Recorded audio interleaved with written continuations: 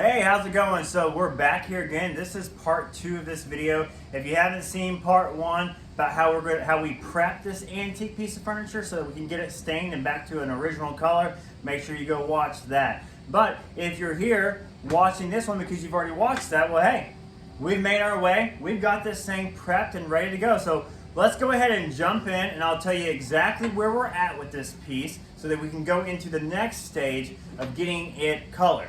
So what we got here is I have this maple top, these two tops here. We are sanded up to a 150 grit. This is maple, and so it doesn't want to absorb a lot of color, and I'm going to go super dark espresso on this restoration. So what I'm going to do is actually a layered effect. We're going to apply a dark walnut penetrating stain on here first. I'll wait about an hour, and then I'm going to put an espresso wiping stain over that, and I'm going to get a very beautiful tone. It'll look pretty much original when this thing was sold brand new. But on the legs, we're going to do that a little bit different. I'm going to show you how to use a wiping your gel stain and an applicator pad, because we only scuff sanded these bad boys. We did not take them all the way down to bare wood. And I'm going to show you how to do a method and a technique that I've discovered in my experience on how you can make this look spot on, brand new, without doing a ton of stripping here. But of course, if we're doing this, and they're in completely different stages, that's why I got to show you how to layer those stain colors on top of each other, because we want the legs and the tops of these woods, this bare wood, we want them to look the same. So in this video, I'm going to show you exactly how to make that happen. Here are some supplies that you're going to need. You're going to need your 150, 180 grit sandpapers. You're going to need sanding blocks and everything, because in the previous video, I showed you how to prep your piece and get it ready for the staining process. Well, the staining process, in my opinion, it still actually involves sanding. The prep stage is the stripping, and strip sanding is not the same as sanding for staining. Staining and sanding is much different. That's getting our wood to the right level and the right preparation so that when we stain it, the stain color goes on good and it looks beautiful in the end. So in this video, we're going to really show you how we do the different sanding segments and how we sand different areas, what grits we use, what techniques that we use. And of course, we're going to show you how to get the right colors on here. I even have a pro tip added in this video. I'm actually going to teach you how you can test to see if you get the right color. And we're going to get to that here in just a moment. But first, let's jump into how do we get this thing sanded to a place where we can begin to put some color on it.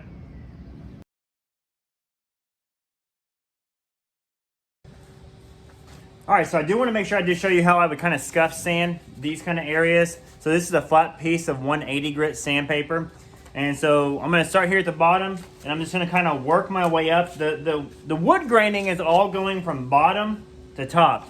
So I'm wanting to make sure that everything I do is going in that direction. I really don't want to do any wraparound. I'm not really trying to remove the color. I'm just trying to break that finish down a little bit so that we can put some stain on it to make it look brand new. If you were taking this down to bare wood, you're definitely going to be doing a lot of sanding in these areas. I would recommend using a stripper first. Use a stripping pad, kind of like a bristle brush. Use that and scrub these things down really, really well with a lot of stripper. Use mineral spirits afterwards to wash it off. And then you may still have to come in here and do some light sanding with 120 grit sandpaper underneath these areas in here to get that dark stain out. So, but since we're going to restore this back to its original color, we just need to scuff it up so that we can get some teeth in there so that our stain color will go in and fill in any of the spots. So like for instance, I have like the foot here of this. See, that's kind of already deteriorated. I want to make sure that the stain fills that in and looks the same throughout the leg of this table. So here's kind of how we do that. So I'm coming through.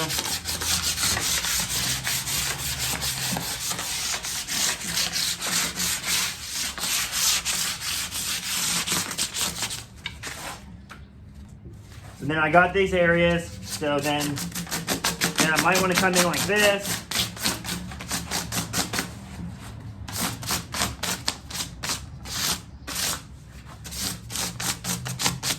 It's really not much different than scuff sanding whenever you're wanting to paint.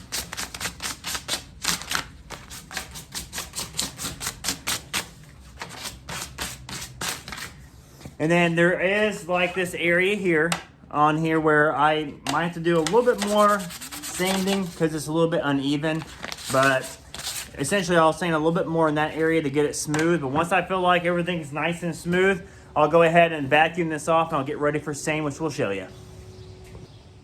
Okay, so on these areas here, like, we did not take this all the way down to bare wood like we did on the tops. We really just kind of scuff sand these. So a real good tip you have to understand is if you use like a really like thinned out stain color, like a penetrating stain that's very, very, very transparent, this isn't actually going to look very good. So the pro tip here is you're going to want to use a wiping stain or a gel stain. Now on top of that, you also want to make sure that you use an applicator pad. There's a couple of reasons why we're going to use an applicator pad on here. One, it's going to allow us to get a nice, consistent finish on these. The other thing is the applicator pad will hold the stain so that you can control it so you don't get all these runs and make a huge mess. So I'll go ahead and show you how to do that. And by the way, if you're wondering, are we doing the legs first or the top? We're doing the legs first because our legs can be done, so then we can flip this thing over and then work on the tops, and they don't kind of have to like get in the way of each other. So I'm gonna dab my applicator pad in here and get some on here, and then I'm gonna start dabbing my stain color in on here. Now the applicator pad, it puts it on pretty thick, and so we're actually not going to be really wiping this off. In this method, I'm actually keeping most of the stain on here. It will extend the dry time, but that's okay. Because in the end, we're wanting a very consistent look that makes this thing look very beautiful. And where people are drawn to, they're drawn to the bones of the legs, but where they look at the color and the wood graining, it's going to be those tops. Now I want to come through here and just kind of smooth out. I want to make sure I don't have like any like drips or globs, because I want this to look as smooth as possible. But that's how we're going to do that leg. See the difference? And we didn't have to sand this all the way down to bare wood because we're using a wiping stain or a gel stain, either way, in this applicator pad. If we were doing this with a penetrating stain, this would color it, but you would see lights and darks occurring.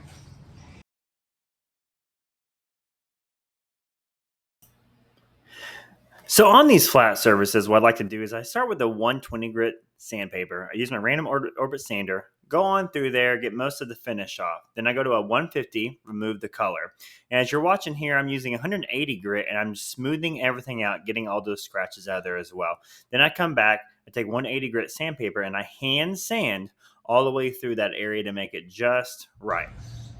So a couple of tips on the sanding before we ever go into a staining process. I do want you to kind of see, like, we have the colors gone, but we still have a lot of these like kind of deep crevices in here. We do want to make sure that we get, probably 90 to 95% of all of these gone and out of the way before we go into our sanding process. With this, I actually am staying with a 120 with my sander and kind of going in and trying to get that out. And I'll kind of show you here where I'm wanting to go.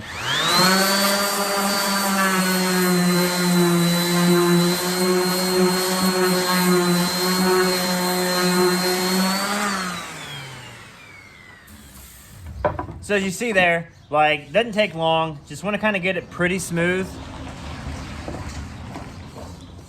And then if you notice on this one here, this is the top that we're working at. There's this big, huge scratch in here. So the way that you can kind of know it whether or not, because you don't want to just keep sanding in here, you'll kind of create a divot, and then when you're looking at it from like, eye level of the table, you can kind of see that divot. Well, you want to take your finger, and I usually close my eyes and I go across, and if I can't feel the divot, if I can't feel this scratch, I can probably go ahead and keep going through here and sanding through this area of the board and getting it smooth. The other thing I want you to notice here is at some point, it's like some dye. Something has like an ink pen, something has spilled on this table.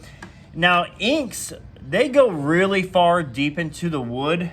And so sometimes when you get in these situations, there's not really a whole lot you can do. I can continue sanding and I probably will get the majority of that one gone. And honestly, if I can get this one pretty much gone, I'm okay with that, because this might just look like a knot of wood, kind of very similar to this section I have right here. It's a knot of wood that's dark.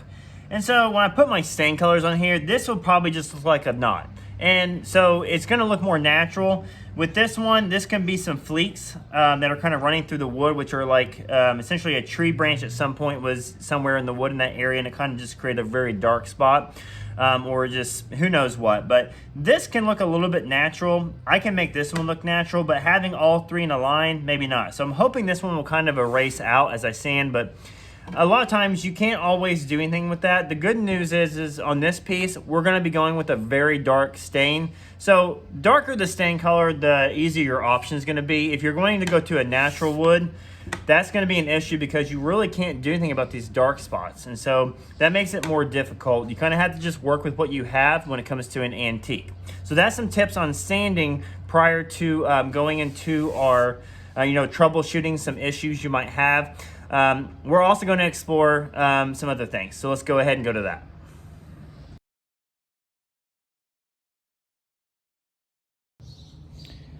So a lot of times when you're trying to determine what color you want to do with the stain, find like an indiscreet place. On this particular table, we have this underneath area. This is going to be the exact same wood that we have on the face fronts.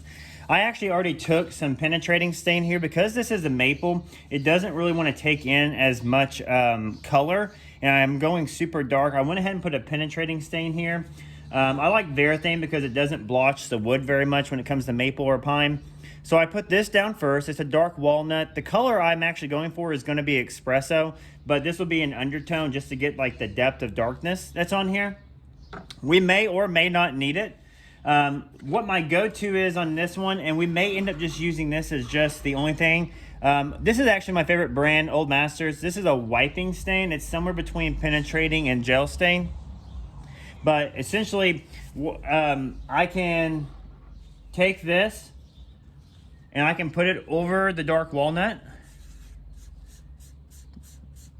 to see like what I think, to see if it gives me that depth of color that I'm looking for. And I'll be honest with you, it does. That looks really good. I can also take it and I'm just gonna put it straight on the wood and see if it actually makes any difference. And if I'm gonna be honest with you, I really don't see a difference from here to there. So I can go ahead and skip this part and I can just focus on only using this wiping stain. I mean, look how great that is. I mean, it's covering that maple so well. If you're dealing with like an oak, oak wood's gonna absorb color very easily, so it's not gonna be as like finicky or as hard, but because this is a maple, it's very finicky, and so you gotta make sure you use the right stains. Wiping stains, gel stains are really great with maple. I chose the wiping stain because it's a little bit more versatile. I like it. I do also want to see though is, over here on this area, how's it going to look on my legs? So while we're in this, let's just go ahead and let's wipe some on here and let's see how this works. And so I like it. So this looks good. It looks the same as this. So there we go. So now we've tested this out. We figured out that this is all we've got to kind of do. I might clean up a little bit more sanding here, just a little bit. But I'm pretty much ready to go and have this thing stained. And so now,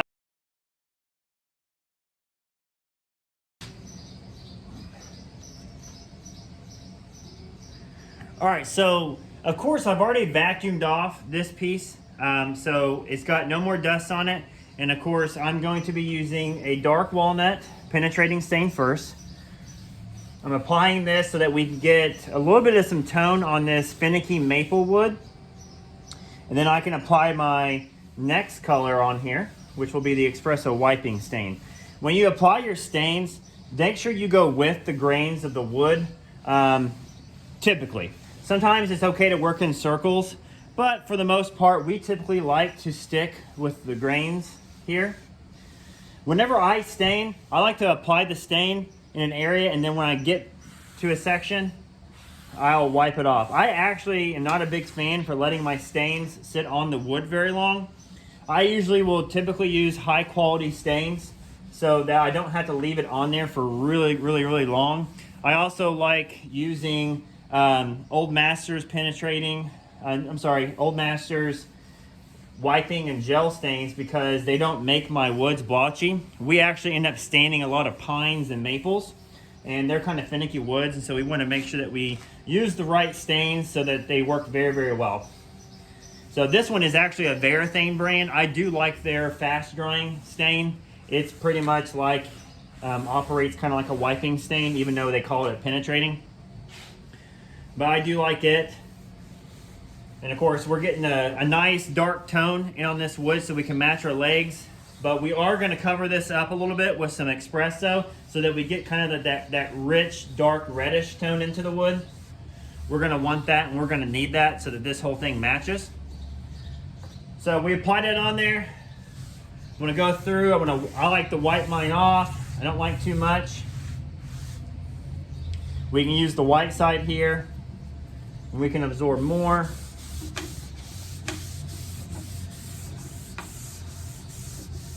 And of course, I'm gonna let this sit and dry for about an hour.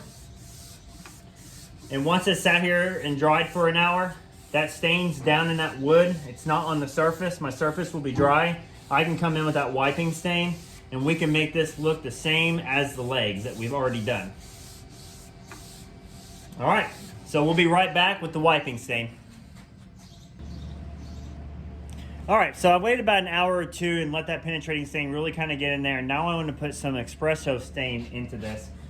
So I'm using that wiping stain, and I have a new applicator pad, and I actually kind of want to fold this where one side will have stain on it and one side will not.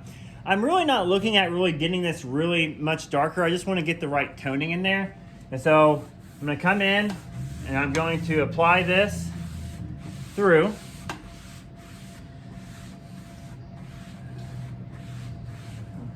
And sometimes in this process, when you're layering stains, you kind of have to use your creativity. You have to use your artistic ability. And notice I'm trying to be very diligent on like how much I'm allowing on here. I am going to grab just a little bit more stain.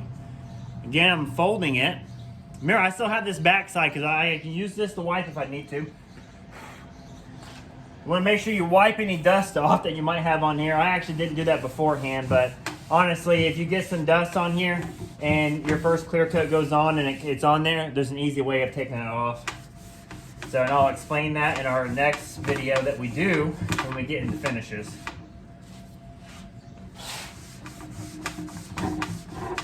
Now, I actually am pushing here.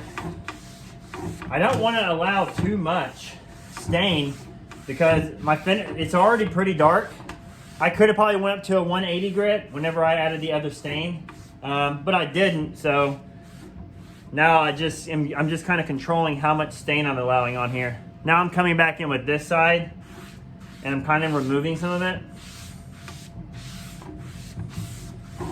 Typically, gel stains and wiping stains, they sit more on top of the wood instead of in it.